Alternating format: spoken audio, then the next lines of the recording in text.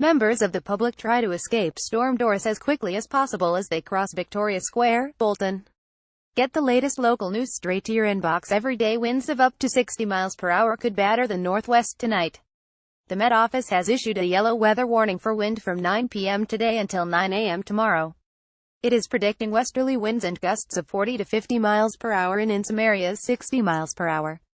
Heavy rain is also expected to batter the area overnight. The Met Office said that while the weather is not unusual for this time of year, it does bring potential for disruption to transport, tree damage and power cuts.